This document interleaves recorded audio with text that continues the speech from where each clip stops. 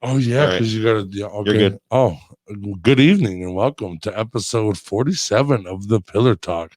I'm sitting down here with Nate Bock. Man, what's up, man? Nice to Going meet on, you. man? Tell us a little bit about yourself. So I'm a wrestler. Based out of Windsor, Ontario, but I'm originally from San Jose, California. Oh, really? Yeah. Oh, when did you move to Michigan? I moved to Michigan. It's kind of a long story. I initially moved to Windsor to wrestle, and being from California, we could go down to Mexico whenever we want. They don't care. But when you go to Canada, you can't live there. So I moved there, and they told me I couldn't live there, so I had to move to Michigan. And so I've been living in Michigan since November 2018. Oh, okay. Yeah, So, yeah. That's weird. Why didn't they let you live there? I don't know. I guess we're two different countries, but Damn Americans. I could see that. This dude's from fucking California, bro. We don't want him up in here. You know what happens in LA, dude. Yeah, straight up. So yeah, that was a whole thing in itself because I was like in the midst of training because I trained at Can-Am Wrestling Academy. Yeah, I heard of that. Yeah. So I was in the midst of training, and I just got booted. Kind of.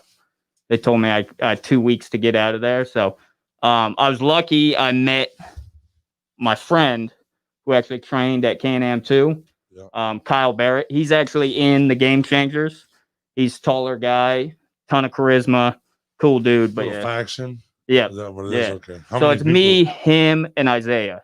Isaiah was the guy you saw me with. Yeah. Big dude, East Side Detroit. Yeah. Okay. Yeah. Yeah, he looked like your bodyguard. Yeah, he's the muscle for the Game Big as fuck, dude. Yeah. He was huge. I was like, damn, dude. Bro, we were just taking pictures the other day, and he pulled out a bulletproof vest, and we're like, fuck. Looking at it like this shit might be real. Yeah, yeah, that's cool. When did you meet Rhino? When did you start wrestling? So that was a scenario on its own. So training at Can-Am, they told us, they were like, hey, Rhino needs help with his house. I guess he just bought in that house. Yep, out there in Monroe. Yeah. So my dad was in construction. I'm handy myself. My past job, I was doing contracting. So I was like, oh, I can help him with that. Right. So I started going down to his place, once, twice a week, anytime I can kind of fit it in there. Because, the way I look at things is if you want to get good at anything, you got to find the best mentors.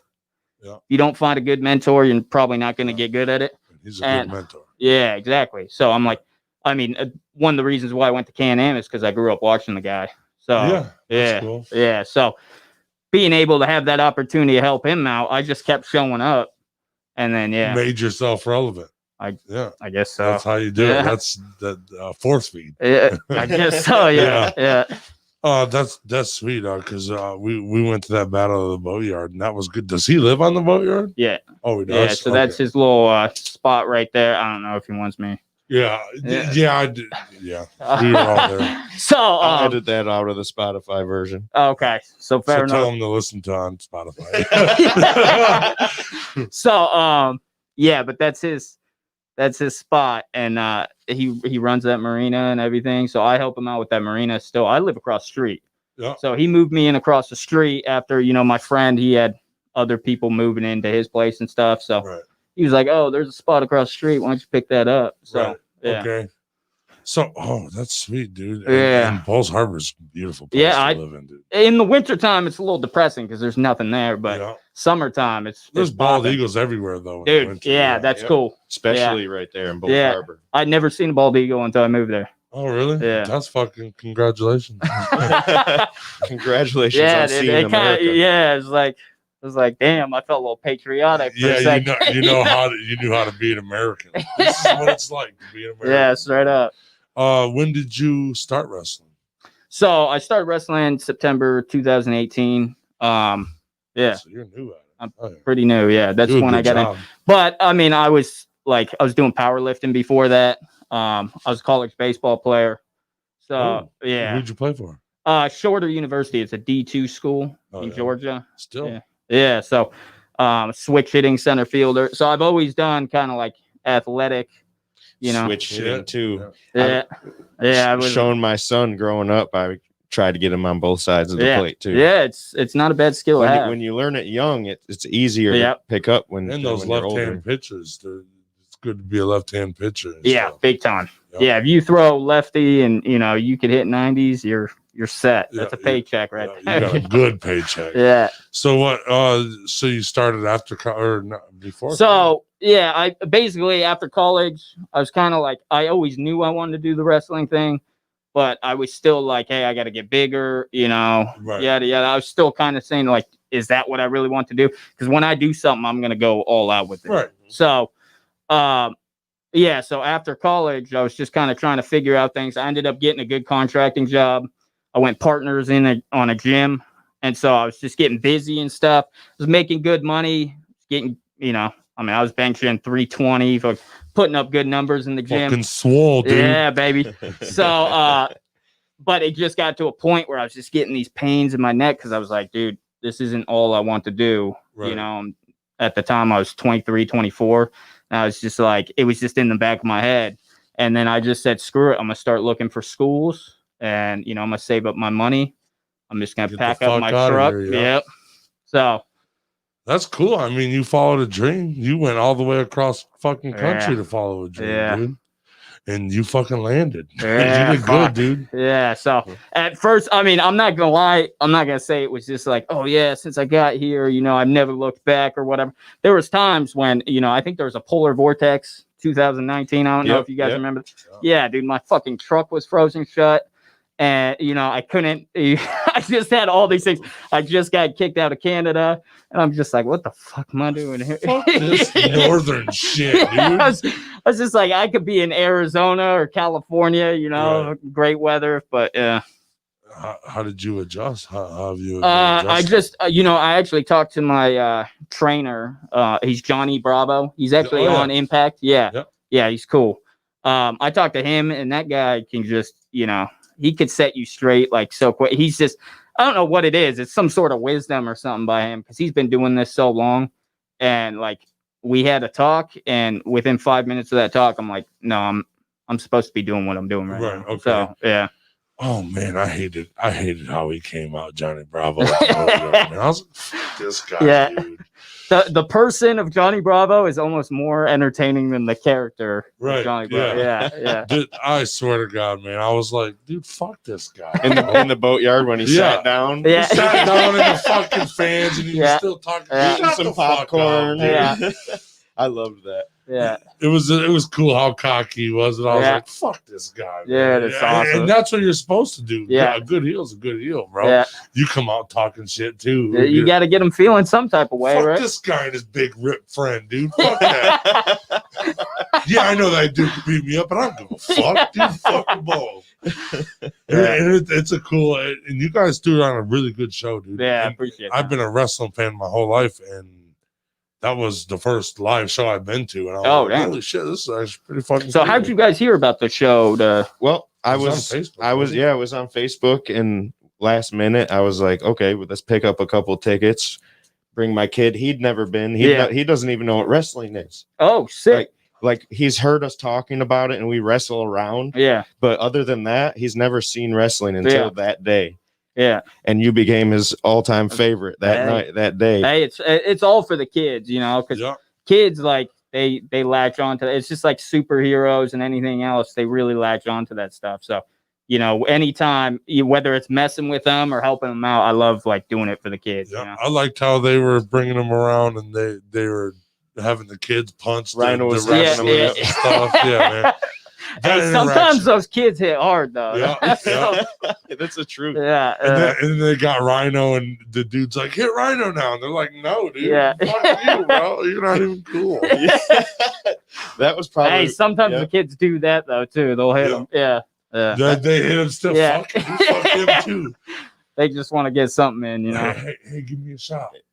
My favorite part was it brought out the inner kid in me. I hadn't watched wrestling consistently since I was younger, but when I was there, it was like I was a kid all over again. Sick. Oh yeah, and it brought back all that love for wrestling that I had. Yeah, and the fun thing is like it was, I don't know, it was live. I seen Rhino growing up. There was a lot of good talent. Like I believe I was in there like, yeah, fuck, I'm starstruck, Yeah. bro. These motherfuckers, and you guys are talking to us, and we got the, you know, yeah. I was like, dude, this is the fucking. I best gotta thing say, ever. the shows he holds are, they're some of the best in Michigan, if not the best. Like, yeah, I would say between his show, I've heard XICW is a pretty good one. I haven't worked for them. UCW up in Bay City, really top notch. Yeah, that's a really good show. So, yeah, I would say that's kind of like peaking in Michigan for shows. Yeah. Who's speaking of shows? I seen you on the JCW show recently. Yeah, that was a cool experience. I mean, if you would have told me when I was a kid, hey, you're gonna wrestle Rhino and Violent J's Kitchen, I would have been like, I turned that on. I was like, holy shit. This is the coolest episode of wrestling I've ever seen. Yeah. Is Rhino real intertwined with JCW? Yeah, so they've been cool for a long time. Okay. Yeah. Yeah, he's been at the Gathering and stuff like that. Have you never been to the Gathering? No. Was that your first show? Highly recommend. That's the second. I did one in October. But yeah. I mean, I heard about juggalos and stuff growing up. Like there was some at my high school. I didn't even know I wasn't super into it growing up. I actually I learned that they were from Detroit when I came out here, and then I was booked on the show. I was like, oh damn. They single-handedly keep Fago afloat. Yeah, I would think. No, for real. There was like a thing to have a contract with Fago, and that's like the reason why they're still going. That's crazy. And I think they're really good people. Yeah. They're really good dudes. Just meeting them, the couple of times. Super cool dudes. And it seems like the operation they held. Production. Production and everything. It was top notch. Yeah. I like everything they do. And once I went to one of their shows, I was a real fan. Yeah. Like, oh, this, maybe I'm not gonna jam this shit in my car or something like that. But at a show, that shit's so fun, dude. It's sick as hell. I'm gonna have to hit one. Yeah, I didn't grow up being an ICP fan either. My buddy recently, as an adult, was like, "No, dude, I'll pay for your first show. You just gotta come." Dude, I've been hooked ever since. You'd have told me. Look at that! Told me I'd have had that tattoo 2 years ago. I'd have laughed. That's at you, sick. Yeah.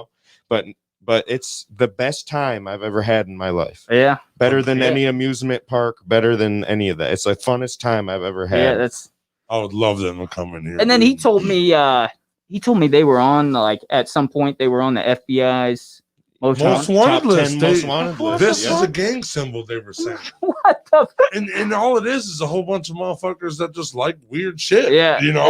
It's just a community.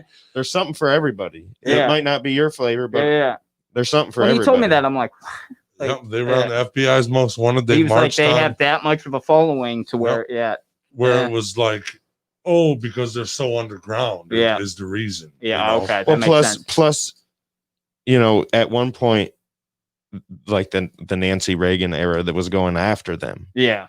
For that the video game violence, the violence in music, the violence on So that's why they got a lot of hate originally. Because they say a whole bunch of off the wall shit. Yeah.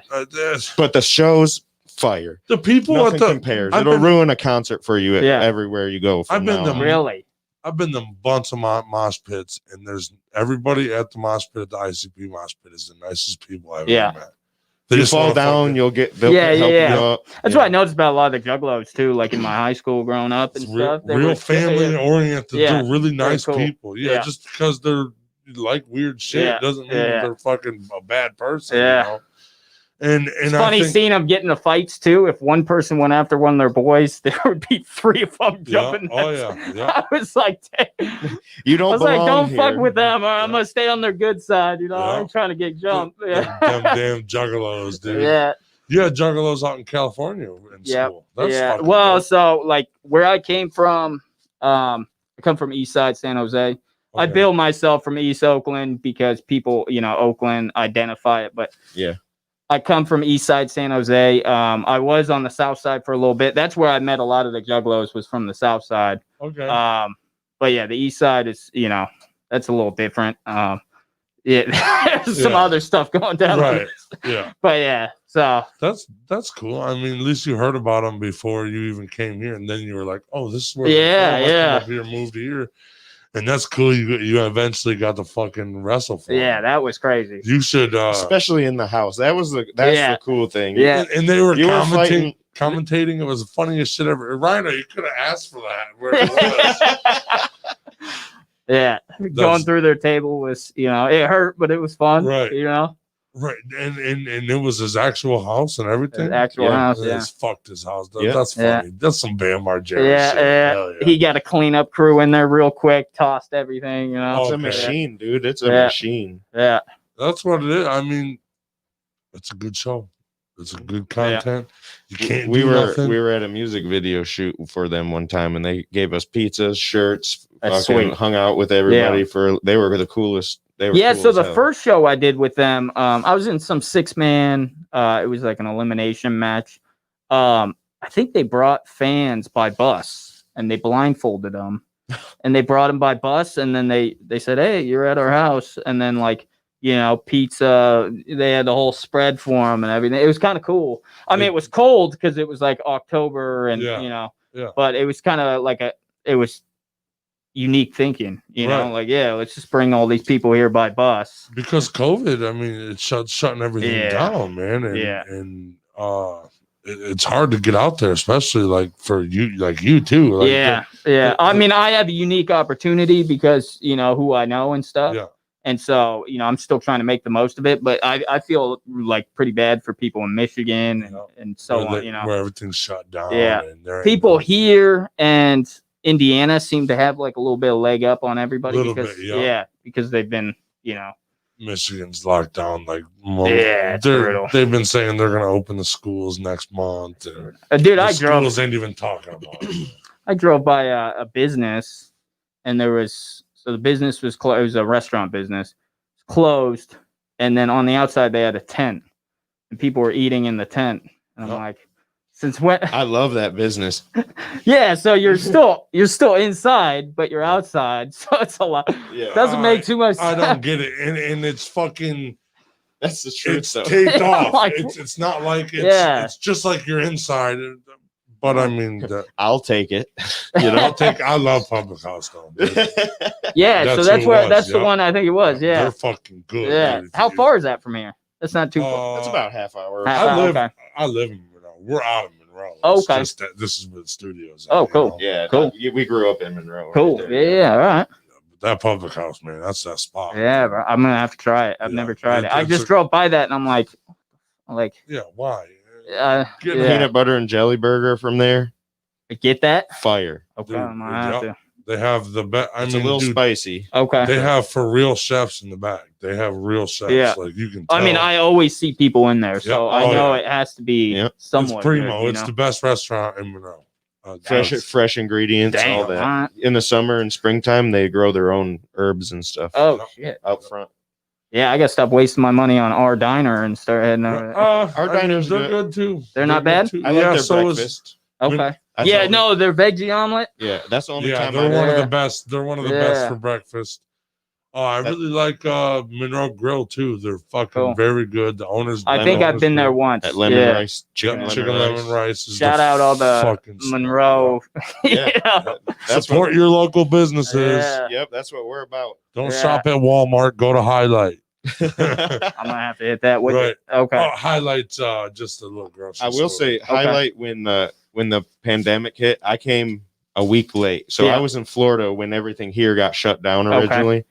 And when I got back, there was nothing anywhere. Walmart, nowhere. Highlight had meat. Okay. Highlight never ran out of meat. They had meat. They had, I know lots of it. Highlight's the one off Telegraph, the green one. Yeah. Telegraph. Okay, Yep. Cool. Yeah, I know where that is.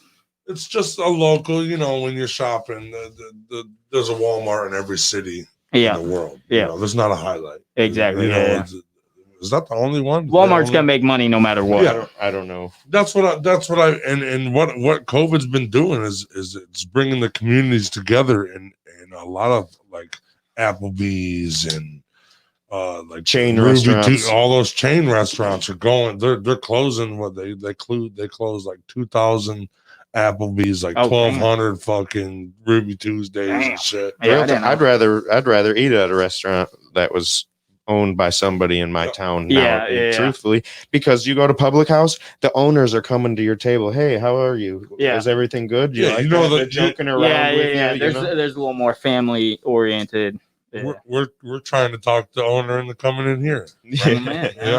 We're all about supporting the local, giving everybody a spotlight to show what they're doing, people following their dreams. And that's cool. And now's the perfect time because everything's shutting down. Now's the time to really go with your community and really help your community. And I think a lot of people are doing that. Yeah. But I mean, Walmart does have fucking everything. Yeah. So there's some things you gotta, bite the bullet. Some things, it's closer and I just need this. I fucking understand. Yeah. Dude. Have I gone to Walmart in the last 2 weeks? Maybe once or twice. Yeah. It doesn't. To each their own. You know. Don't feel guilty for it. Yeah, you're not a piece of shit. You're just a little bit of a piece of shit. Who was your favorite wrestler growing up? So I grew up in that era, the ruthless aggression era, they call it. Like 2003 to 2007. I was really into it.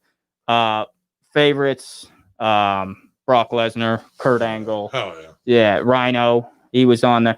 Rhino and Chris Benoit was my favorite tag team, and Chris Benoit's kind of shunned, but he was one of my favorite wrestlers as well. Mainly those core SmackDown guys. I've done a lot of. You know how many times I've put my sister in the crippler crossface growing up, and the walls of Jericho. Yeah, that crossface, bro. See, I got a brain injury from an accident, and I did a lot of research on the CTE. Yeah, and because I love Chris Benoit too. Yeah. Come on, a guy don't do that. You know what I'm saying? Yeah. And they said his dad sent his brain into a CTE and it was just fucking trash. Yeah. They said it was like all scar tissue. Yeah. So, and I read a lot about brain injuries and stuff like that. And I'm like, the dude's jumping off the fucking top buckle and hitting you with his head. Yeah. I mean, there's only so much a guy can take, so I don't know. I don't want to say anything about it, but to like be all. Well, I mean, what he did was, what he did was unforgivable. Yeah, and but it's just crazy. Shit on him, because of his legacy. He did build the legacy. Because it's crazy, because you had kids like me, and there's a next generation there watching guys like me and stuff like that. So. Yeah.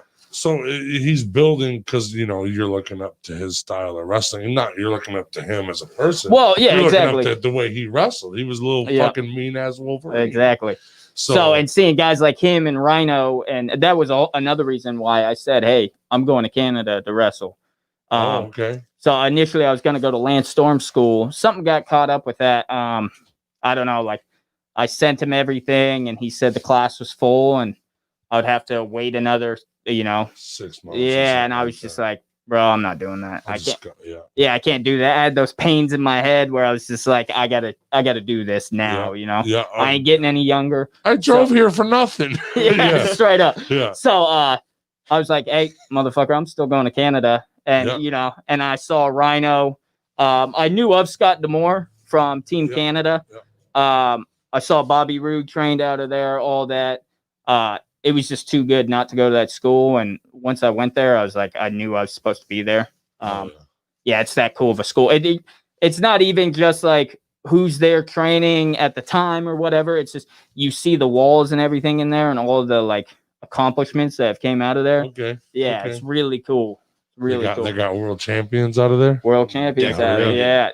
Yeah. So, and Rhino's one of those guys. So seeing that, I'm like, oh, if Rhino went there, got to hit that place up. To be honest, I had no idea they were, tied to Impact. So, yeah. So when I went there, I went there with the full intention of like, hey, I want to go to the school where Rhino trained at. Right. And then, right. Next thing you know, I didn't know they were tied to Impact, and he's my mentor. So, right. Yeah. That's super cool. Yeah. So that was like best case scenario. But him being your mentor, there's the one question everybody has to ask. How does it feel to take a gore?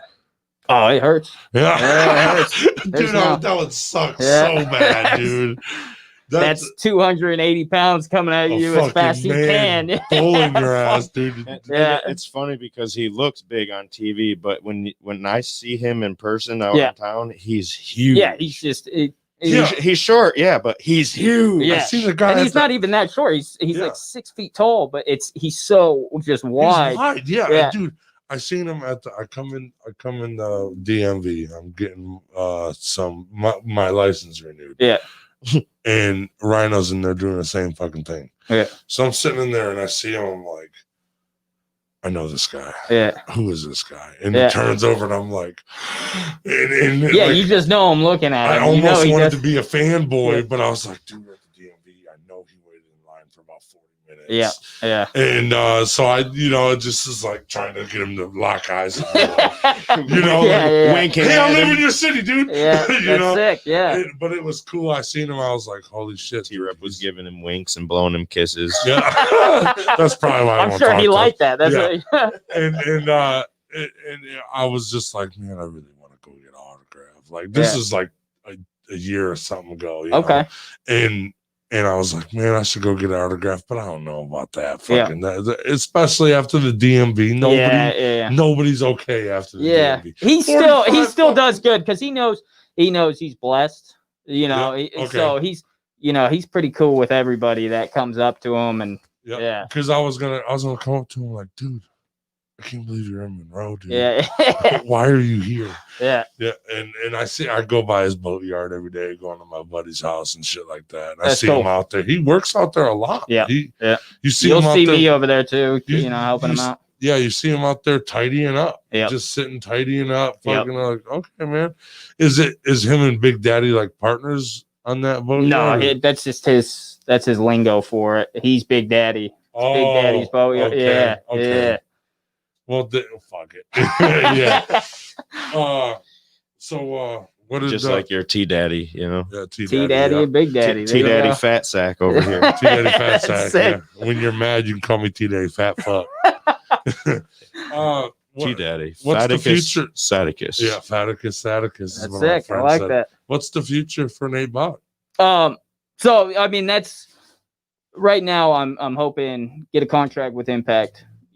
That's the immediate goal. And I still have work to do. There's always work to do. Scraping the.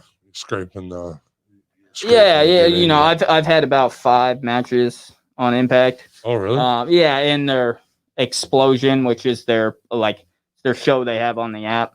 So I've had some matches on there. But yeah, the big thing is breaking in, getting a contract with Impact immediately, like in the near future, and then WWE is always the goal. So and that's personally, I by the time I'm 30, I would like to, How old are you right now? 26. Okay, so got a 4-year, like a 5-year plan. Yeah. So that's. I mean, just remember DDP didn't start till after he was 30. So don't give up if you don't. Yeah, he was also 6 foot. What 6? Yeah. So he was also a big man. Yeah. So, but had charisma. But you just got to work hard, train. Right. Believe in yourself. Definitely to the most. And the style I'm trying to, as you guys saw, my in-ring isn't going to impress a lot of people because I like watching that old school. Keep it simple. But I'm trying to get more into my promos and talking on the mic. Because that when you get people to exactly. When you get people to invest emotionally, that's when you got them. They gotta hate you to love you. Exactly. So especially in something like that. Yeah. You gotta hate them. I love a good story. Came out. Fuck that dude. Yeah. Bro. Who's this guy? Yeah. Thugonomics. Yeah. Okay. I bought that CD. Yeah. Hell yeah. It's a good CD. Yeah. It was actually a decent CD. So, like that's my, in terms of how I'm trying to form my character. I want to be the best on that mic. Right. I want to be great in ring, but I want people to be invested emotionally because that's the way wrestling keeps spinning. That's the first, That's the number one thing with wrestling. Grab. Yep. Yep. If you watch those old matches in the 80s, the crowd was going fucking wild. Yeah. Oh yeah. And they weren't doing shit. Yeah. Hogan scoop slam, and it's like, oh my God, it's the 7th sidewalk slam he did in a row. Yeah. So And those characters are iconic. Yep. You know, so yeah, exactly. So, I mean, I don't think it's lost. There's still a lot of people that do it, but you know, that's when I think of wrestling and like how I want to be as a wrestler. Yeah. I want to be that guy that could be captivating. That could do the good vignettes, that could speak on the microphone, and you know whether they love me or hate me, they're feeling some type of way. So, that's they want to see you. Yeah, exactly. I want to hate him next week. Yeah, straight up. So those are mainly the goals for me. I got other like lifting goals and stuff, but yeah, I mean, it all ties into wrestling. To grinding your sword down and get better for what you're doing. You got any upcoming shows that you're doing? Or? So I'm going to Impact this upcoming weekend. Just I'll be there. I'll be ready. I'll be getting ready to get tested. That's why we're all wearing these masks. Right. So that's one of the ones I'm going to do. And then with this COVID thing, it's kind of hit or miss. COVID can fucking make your chance fuck up. So I'm just kind of I try to save the Impact. I mark that on my calendar and try to make that every time. So okay, so what do you go be an extra or something? There? Yeah, whatever. Most of the time, I haven't been asked to do extra for like over a year. I did some extra work in 2019, but now at this point, it's like whether they're gonna put me in for a match or not. Okay. When I did have my matches, I didn't have the opportunity to be a game changer. So I had to just go in there with my trunks, but still it was good exposure. Yeah, roll around and I wore some trunks that said Nate Bock, but I'm hoping to get in there, with Kyle Barrett and Isaiah as the game changers. Yeah. And right there. Shirt. Hell yeah. I wore this. Hit me up on Instagram. Wore this necklace just for you too. I like it. Hell yeah. So you'll like Kyle's gimmick too. He wasn't there at the show. He'll be at the next one. We've tagged at every one of those shows.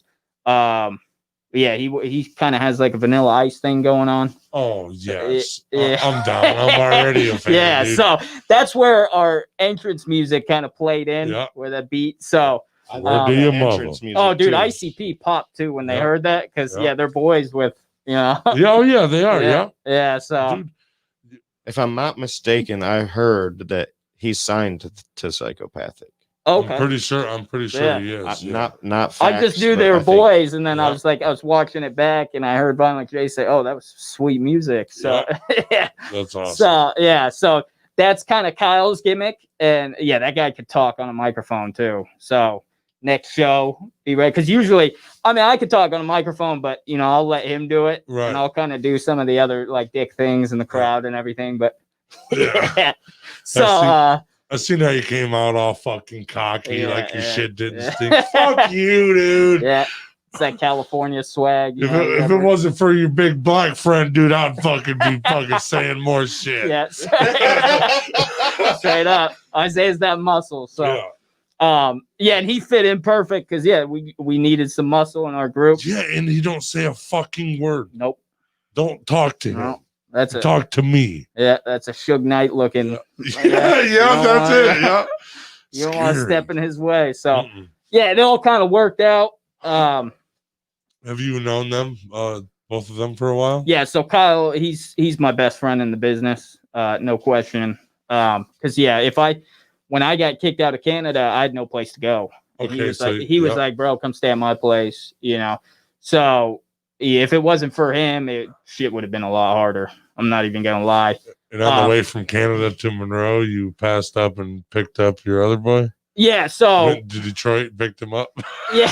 It looks like he came right from the east side. Well, dog. no, we were tagging and stuff, and like with chin strap, I call him chin strap Jesus. Some people call him, he's got the chin strap. It's his gimmick. We were tagging, it was good. But it was like we need somebody else to kind of make this group because he's tall, he's not super built, but he's tall, can talk on a mic. I'm a little bit shorter, I could talk on a mic. We needed that one guy where it's just like, oh fuck, let's not not fuck with that, the game changer. Exactly. So he actually trained at Can-Am a few times. We've had some practice matches, and and then there was one time we had a match, and and this was like I was just starting my career, and I was facing him, and it was another kid, and I had messed up the ending a little bit. I kind of fucked up, and Isaiah was like, this dude was like, I was getting kind of mad because this dude was kind of acting, he's just like, oh, why'd he do that? I'm like, I'm sitting there, and then Isaiah cut him off, and he's like, no, bro, he trains at Can-Am, chill out, he's good. Right. And ever since then, I was just like, I'm gonna put Isaiah in our group if we do, Decent guy. It was just that one nice gesture where I was just like, I like this guy. So yeah. He looks like my bodyguard. Yeah. So yeah. That's cool. So how long ago was that? I mean, I seen on Instagram, I believe it was a post that you had made on your birthday, I believe, and you were like a year ago today. Can you go into that? Oh, so my birthday, I think I did a highlight video. So yeah, that's what it was. So okay, and in that, I think that post talking about your past. Yeah, so I was a troubled youth, really troubled youth. I don't know, I just wasn't getting enough attention at home. Dad was always working. He's a good dad, just he was always working. Right. His girlfriend was, suspect. And dude, I was getting into some shit. I mean, like I just kept doing bad things. And there was one time where I actually, I ended up robbing a store and stuff. And it was, I got in the cop car and I was kind of talking some smack. And the cop was like, hey, you're not going home, bro. And so I actually got locked up in juvenile hall for 30 days. And I had the chance. I was going to do, way more than that. But I ended up getting my act together in there because it was a total hit of reality. Right. Where it's like, this COVID thing is nothing, bro. Like you get locked up and, I can't imagine for anybody, like beyond that 30, but that 30 days just got me straight just because it was like the one thing we got is freedom. And once that's taken away, you ain't got shit. Yeah. Yep. So, opened your eyes to big time. Yeah. Big time. Cause I was on a bad path and, I was always getting into fights cause I was small too. I was 140 pounds, but I kept talking shit. I just wanted to get into fights and, and it was everything. And then, I ended up stealing from a store and a security guard grabbed me and I threw hands at him and that's considered robbery. So, and that's not why you're allowed in Canada. Well, so luckily, when I was going across the border for the first time, because I'm not gonna lie, I got lost, and I ended up on, I think 7 Mile or 6 Mile, Detroit, and I'm like, well, I don't belong here. You're almost on the movie. Yeah, straight up. I was like, I don't belong here. I'm gonna see if I can get into Canada, and I had my pit bull with me. I brought, the things I brought with me were my truck, my bed, and my pit bull. Right. I found out pit bulls were banned in Ontario. So, trying to get across the border, and they kept asking me if I had guns. If I had guns, because I don't know, I'm a bald-headed white guy, truck. I had Arizona plates on my truck. Right. So, so they just kept asking me, hey, you have any guns? Like, no. I'm like, oh, that's a nice dog. And I was like, oh, here we go. They're not going to let my dog in, and then, I don't know what I'm going to do. And he's like, what type of dog is that? And I was just like, hunting dog. It's like, oh, nice. It's like, sure you don't have any guns? And I'm like, oh, so they were so focused. Yeah, they were just focused on if I had guns or not. So, you smuggled a pit bull into Canada? God dang it! Yeah, I'm doing all types of bad stuff. So yeah, basically, I don't know where I was going with that. Basically I got across with my dog and everything. But when I was getting in, they were looking at my record and they were like, and I don't mean to use the Canadian accent, but they're like, oh, you're not getting into our country. And like the lady sounded like that, like to a T. And I'm like, wait, hold up. I just drove all the way here. I just, cut my lease on my apartment, quit my job. I'm homeless right now. I was moving to Canada, damn it. Yeah, sold my business. I'm like, all right, well, why not? And then she's like, oh, well, I see you have this, this felony. And I was like, well, actually, that's when before you're 18, if they don't try you as adult, it doesn't count as it's not a real felony. Right. Yeah. So I ended up getting lucky with that. Oh yeah. And I told her it was, as I was a minor and everything, and so I ended up getting in. So I'm lucky that happened. I did try to join the Marines, and they saw that, and they said I couldn't join. So yeah. So it's one of those things where it sucks it happened, but I'm also like, it put me on such a better path. Yeah, thankful it happened. Yeah. He feels that same way about his accident. Yeah, I got in a motorcycle accident, man, and that's the best thing that ever happened to me. I was on a bad path, dude.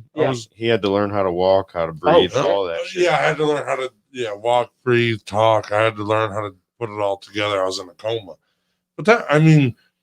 But now that I fucking did that, the world's a better color. Yep. It's like a brighter color. It's a better place getting all to that be. Taken away from you, it wakes you up. Man. It does. It really does. And I'm thankful for it to happen. No, I don't want to go live it again, but I'm thankful it happened. He always says he wouldn't change that it happened. Yeah. But I don't want to go back. Like people are like, will you step in a time machine? No, because I gotta live through that bullshit. Yeah. I don't want to go back and restart it, and I definitely don't want to go back and live through the fucking accident again. Pain of the recovery. Fuck that. But it built you up, and it built me up to be the guy who I am today. And I got a brain injury, but it's not. It's not noticeable, so it's not. I don't know. I got out.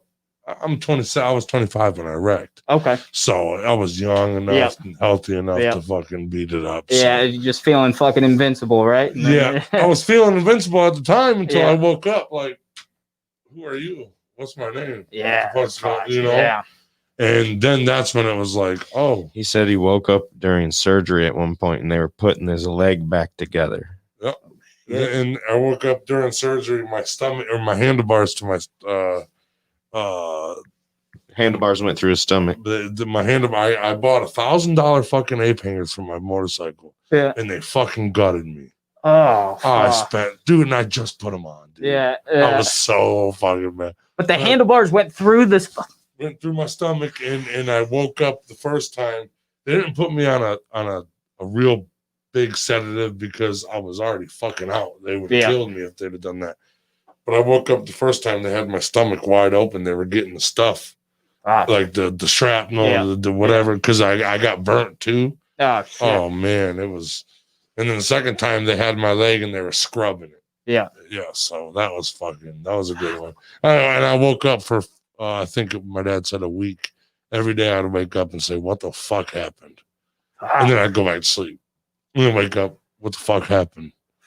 It was so fucked, dude. I mean, was it a street bike or was it it's a Harley? Oh, it was a Harley. Okay. Okay. Harleys are usually more safe in the sense. Not when I drive it. You know. It was 100% his fault. It was me. I was over testing my boundaries, and it was a little bit trafficky, and I was trying to get somewhere. Yeah. And I was weaving through traffic a little bit, but this particular moment, I had a fucking like a U-Haul van in front of me, and I seen a car come by me, like a little sports car, a little BMW or something, and it comes up and it hurries up and drives past me. I'm like, oh, they're going 60 over here, so I dropped the gear and went. But he was going fast enough to get in front of that UPS truck. I dropped the gear, come out, and there was a van stop, so I just hit the brakes, dude. I couldn't do it. That explains the handlebars. Yeah, because I folded under the actual. My best friend from kindergarten saved my life. He pulled me out from under that van. I was pinned under the van, and it all caught on fire. So I'd have just been engulfed. Yeah. He pulled me out and put me out. He put me out of fire and shit. So hell yeah. Yeah. Little guardian angel. I'm glad you. I signed my name on his ass. I swear to God. I had a tattoo gun, and that was before the accident when I was 18. Yep. And since the accident, he's gotten all these face tattoos. Oh, which is cool though. Like that's one of the things. Ivan Moody, 5-Finger Death Punch. Yep. I think that fucking look is and I think it's coming in. You know, tattoos in general, a lot of they're being played out, but you know, I like the fucking head tats and the face. Yep. It's like, it's something different. You know. And my dad says it's all the trauma. Yeah. It's because he got trauma is the reason why he did that. And it's honestly because the doctors told me what to do. I was in the hospital for 2 years. Yeah. So what are you gonna do? Tell me I can't get a face tattoo? Yeah. Hey, come here and tattoo my face. I'll give you some money. You know? Yeah. So yeah, I don't know. My dad says it's a lot because of that and stuff. I got 70 tattoos since the accident, though. Oh shit. So it's not like Maybe it's just a hobby. I just have It's time. only been a couple years too. Oh Yeah, damn. it's only 2018 is when I crashed. I Maybe had it's just a probably hobby, like bro. 30 tattoos. Now I got. I over read 100. I read something though. It's like it's good for your immune system too. Really? I Yeah. hope so. Getting the ink. You're like, fuck. I'm immune to everything. Fuck you, COVID. I got tats. Yeah. So shit. Dude, that would be cool if it's like if you just get a tattoo, you won't get COVID. Everybody's like, what? Yeah. Everybody starts getting fucking tatted up. You'll get a mask tattooed on your face, won't you? Straight up. Oh, dude, that would be so weird. So COVID didn't really hinder your. Oh, COVID totally, like, it's just weird because I was training at a gym as my shoot job. Okay. So yeah, lost that job. I ended up going back home. I actually went to Arizona, spent time with my brother. I had some work to do out there. Hung out there for a few months, just got bigger. I mean, I gotten like bigger, but kind of, I was pushing big weights, but I was trying to bulk up. You were eating big burgers. Yeah, I was just eating, bro. For my size, I gotten up to 205 or something like that. Yeah, that's so huge. Yeah, so I was getting big, swollen. Yeah, hell yeah, baby. Benching in the threes again, just eating, and so I was still making progress in terms of that, but I was on the West Coast, right. So, and then, I was still in contact with Rhino. He was hitting me up, and then he was like, hey, maybe you should get back out here. Got back out there. We went down to Nashville. I got 2 matches on Impact. Oh, he said it. Oh, he was like, okay, shit's starting to move. Come back. Yeah, he was just like, hey, maybe think about coming back. Yeah, okay. So I spent, 2 or 3 months out there, though, and then I was able to come back, and I got my matches and everything, which was cool, and I just stayed here, and then we were going on the road like every weekend. Oh, some sort of independent show. Yeah, Justin Karn said that. Yeah. That's his road. But do you train there sometimes too? I do sometimes. Yeah, currently I can't train there because the COVID thing. So okay. You can't mix gyms. Yeah. So, but well, not even just that. I don't really have a spot to train right now because of COVID. Right. I would rather be able to go down to Nashville and get on the road with him, with Rhino. Right. Okay. I understand. So it's kind of like one of those things. Get some exposure. I would say Justin School's, it's the best school around here. Like, everybody I talk to from there is they love it. And a lot of good talent out there. I'm still gonna say Can-Am's the best school, but you can't get to Canada right now. So second best is probably CK School, and he opened that relatively recently. So about a year ago he said. Over a year. I mean, he's got a big community in there and stuff like that. And you got CK who, he has more of that Can-Am style, that kind of old school style, matches with emotion. And then you got Trey, who's just, at anything. Is he a high flyer? Yeah, anything you want to do. Trey's legit. Anything you want to do in the ring, he could teach you. Like he's that crazy talented with the lucha stuff and everything like that. Oh, so, okay. He's good, dude. What's your finishing move? So I had this West Coast Slam, it's basically like a full Nelson to a rock bottom. Okay. So, yeah. Okay. I like West that. Coast And he Slam. screams, "What?" Yeah. You don't have no other finishers that you do? Or? No, I got my typical. I do a dragon whip, which the guy catches my foot and throws me around. I kick him back in the face. I do a spine 1, 2, buster. 3. Yeah. Fuck out of here. Yeah, pretty much, baby. Yeah. So and then see my friend. Yeah. You stay the fuck you down. better stay down. Yeah. Hell yeah. See my homie over there? He likes me, bro. So he called me his best friend. I saved him from gang violence. Oh.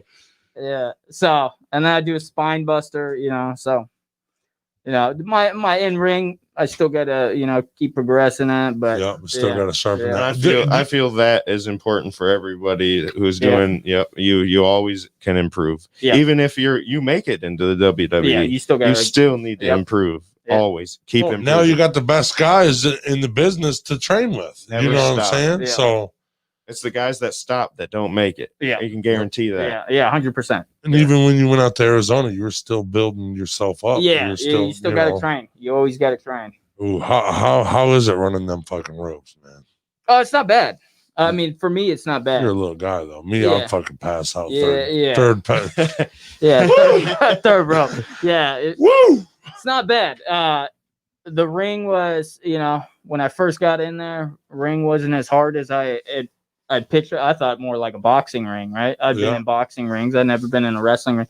I saw that mat, and I'm like, oh, that's not bad. I mean, it's still hard, and there's only a little bit of give, but it still fucking hurts. Yeah. So the ropes, they, especially you're supposed to hit them hard. So you always hit the ropes hard. Oh, so and you usually your body. Okay. Usually they're made out of cable, not actual ropes. WWE uses ropes, but Impact uses cable. Okay. So you're hitting cable as hard as you can. So yeah. Gosh, dude. Yeah. Help us out, bro. We all do this. Fuck, dude. Put some padding on this, dude. So the WWE has jillions of dollars.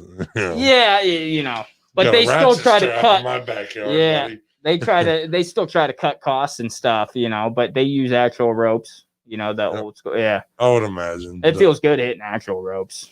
Oh, for real? You like that a lot better? Yeah, I prefer that. Better than a steel cable, I'm sure. Yeah. Dude, I got cuts on my back, dude. Someone needs to come file this fucker down a little bit. Yeah. So the future of Nate Bock is on Impact and then fucking WWE. Then WWE, and then probably writing a book, probably do something. Oh, you want to write a book? Yeah, just because, I've seen some shit. Like you said, you almost fucking died at one point. I've almost died a few times too. So, I got that. I got the juvenile hall thing. So I think it would just be good for, there's some kids out there that are like, they quit on themselves. I got friends who quit on themselves. So it's like, hey, name the book Never Quit. Yeah, something like that. So boom. That's Title. A big goal of mine too. But that book ain't gonna sell unless you have a story. You have to have a story to put in that book. Yeah, Nate Bock, game changer. Hell yeah. Give us royalties. No, first one's free. First one's free, dude. Yeah, send you guys some signed books. If you had one thing to say to the world, what would you say? I would say something like that. I would say, it doesn't matter what happens to you. You can. It's all going to be your outtake on it. You can fucking curl up in a ball and cry and be a bitch, or you can, be like, hey, fuck it, it just happened. Yeah, shit happens. What am I gonna do about it? I gotta wake up in the morning anyway. Might as well fucking. If I can't control something, then I'm not going to be upset about it. Yeah. If I can't fix the issue, it's over. Yeah. I'm not even thinking and that's about good. That's good for just mental health too, Because if you're just sitting there getting worked up about something that you can't control, then it's, you're only taking away from your own self. I find when you worry about the things you can control, aspects of your life. Okay, what is causing me to fail here? Yep. And now, okay, let's look at this. We be honest with ourselves. We always grow as humans that way. You have to be honest with yourself, because if you're not gonna do anything. You're gonna be stuck in this spot you've always been. Yeah. And you can't have during the baseball, when I initially I tried to get on this team, and this was right out of high school, and I got cut, and it was like a slap in the face. And at first I was just like, fuck, that was probably one of those things where, I was so emotionally invested, or I thought it was just like, oh, I'm making this 25-man roster like that, Yeah. And when I didn't see my name on that list, I'm like, you felt like you got shitted on. Yeah. And, I had to take a few days to fucking, you got cut. And so from there, I was like, all right, well, I'm going to take a totally different approach. I'm going to fucking attack this head on. Yeah. And I ended up fucking starting on the team the next year. Okay. And then I was telling myself, all right, now it's time to get a fucking scholarship. I got the scholarship. And then that's when I went over to Georgia and stuff. But, getting cut, if I hadn't got cut, then I wouldn't have done any of that. Because getting cut, I was just like, fuck that coach. He doesn't know what he's talking about. I knew I should have done things better, but it already happened. It's water under the bridge. I'm gonna fucking make this new plan. You know, that coach that coach got fired after that season. He went 3-33. Ooh, that's terrible. He says, "Who? What's his name?" No, I said I ain't gonna call him out. No, I said, "Ooh, terrible." Okay, I thought you said who. It's a fucking mess, man. 3-33. New coach comes in. I'm just in the cage every day working, trying to get better. New coach comes in. We end up making the playoffs. We got out of a playoff drought for the last 20 years or whatever for that school, and I was the starter on that team. So. You know, it was just like me just saying, you know, he did that, but fuck that guy. He doesn't know what he's talking about. He didn't know what he was doing. Yeah. Yeah. So realistically, would I have fucking picked me at that time? Probably not, because I was complacent and I wasn't. Yeah. But getting turned down gave you that drive. Gave me that fucking fire on my ass. So, oh man, I'm not good enough. Watch this. Yeah. You know? Yeah. So, well, I feel like failure is important for success. I mean, even when doing this, I've told this story to other people, but my daughter wants a show. She wants us to do a show with her. Well, I was like, okay.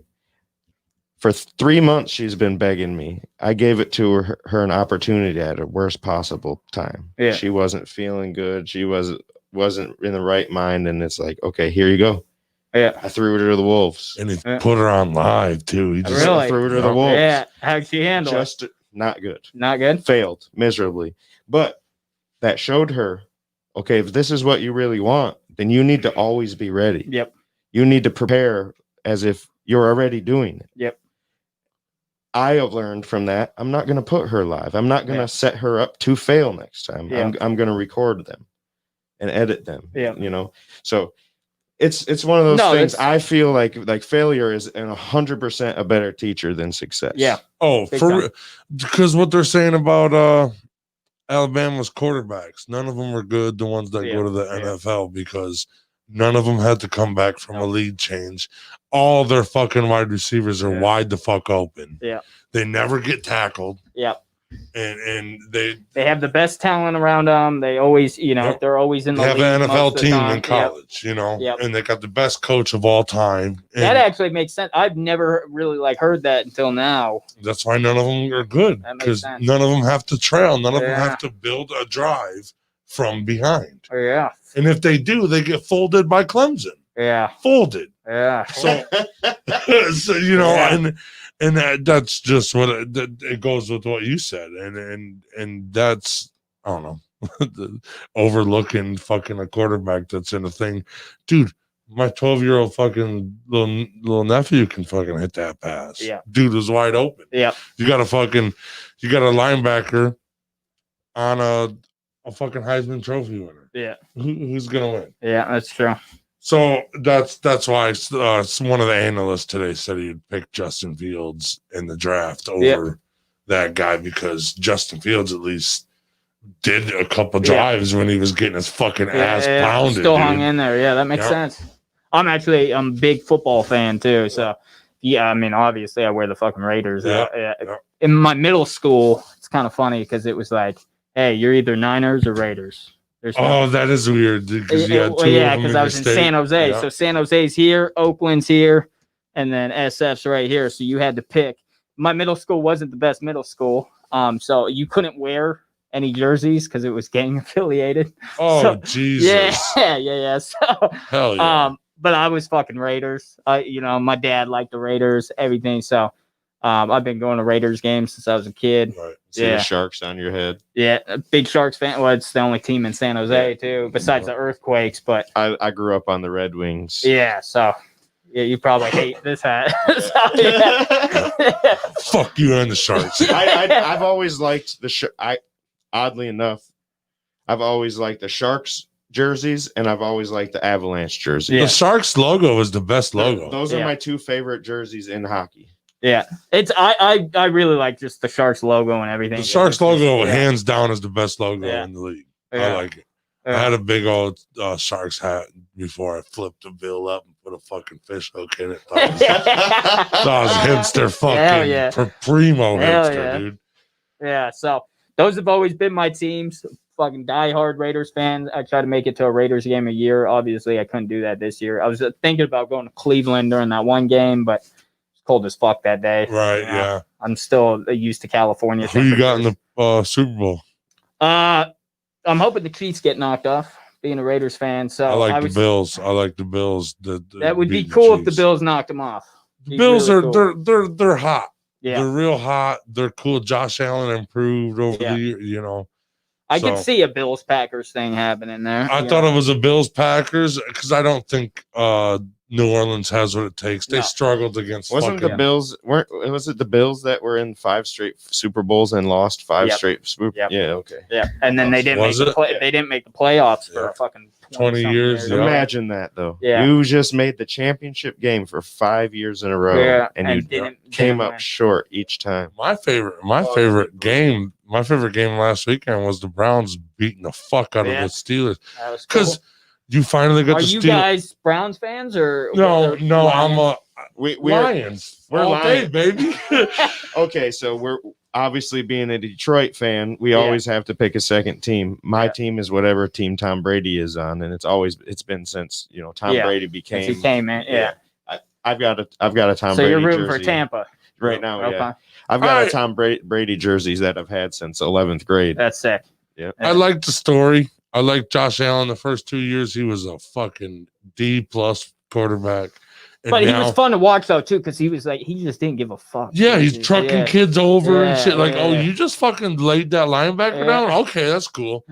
But and then he really I think this last offseason, he really started fucking doing the fundamentals. Yeah. And he came back and he's got Stephon Diggs and shit like that. He's got a decent team behind him. Yeah. So I like them, of course, but I like the storylines and shit like that. I like the Buccaneers because fucking Tom Brady. I just want to see how they play against New Orleans this third time around because they got fucking smoked. Yeah, but usually in history, times, right? Yeah, they got blown out both times. And usually when you fucking handle a team in the fucking regular season and you face them the third time, we were talking about this the other day. So now that we've got a season of Brady Belichick apart, who was the magic piece? Yeah, at the same time though, Bill Belichick though, bro, he did not have a good hand. Cam Newton can't throw a ball. He said, "Oh, here's Cam Newton." Huh? Yeah. It's just Cam Newton could barely throw a ball. Half his defense called out because of COVID. Yeah. So it's just give him another year and then see how I was. This was the first year the first game I've watched was the Cleveland Browns game the other day. Yeah. Oh wow. First game of the season. And he bet on it too. He didn't even know who it was. And I won. You bet on the Browns? Yeah, because I know that the they were super underdog too, right? Well, yeah, they were a 9-point underdog. Okay. But I know the team is up and coming. For the past couple of years they've been building, and the teams like that. That's how Seattle did it. Yeah. That's how Baker Mayfield pulled his head out of his ass too. Yeah, big time. Big time. Last year he looked like trash. It was 11 games in a row, no pick, or something like that. He's dude. Really coming. Yeah. Your commercials make sense now, bro. Okay, you're allowed to be last on year it's why does this guy have all these? Who the fuck wants to see him in the commercial? I don't give a fuck about your stadium, bro. He really came into his. The thing with the Browns, they have all this talent. They've been getting these first round picks. You've been shit for fucking 37 years, bro. You might as well have the best college football players in the last 40 years. Can the Browns face the Bills? The Super. No, it would be in the. Yeah, it would be. It would be the AFC Championship. Okay, so it wouldn't be a Super Bowl. So Browns got to knock off KC, and then the Bills got to knock off Baltimore. Browns. Okay, if they get in a shootout, they're gonna lose to Patrick Mahomes. But if they get in a shootout like they did with Baltimore, I got 3 words for you: the Patrick Mahomes. Yeah, all right.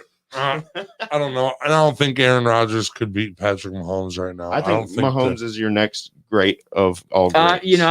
I don't think he's gonna get maybe he won't get Tom Brady. He's really good, and this is me as a Raiders fan because their only real loss was to the Raiders this year. He's good, but he beat himself. He's not as he wouldn't be as good without Andy Reid there. That's just that's a big thing. That's because he wasn't that good in college. He was good, and they saw all the talent, but Andy Reid, and he was behind Alex Smith for that year. That's what I think the biggest thing. If Joe Burrow would have been able to sit a year or two, he did great when he was in, but he's way undersized. I still think he's going to be really good. He is undersized. He needs people like that. This is why I like hockey, because you allow your people, or baseball even, you allow your people to develop. Yeah. You give this 21-year-old kid a chance to actually put some muscle on, put some weight on, put some weight on his mind even at that point. He's a competitor though. Yeah. You could see it in every one of their games this year. They were competing. He had 5 games that was out cold, bro. I heard. Yeah. I didn't over 300 yards pass. I listen to 97.1 all the time, so I always hear the stats.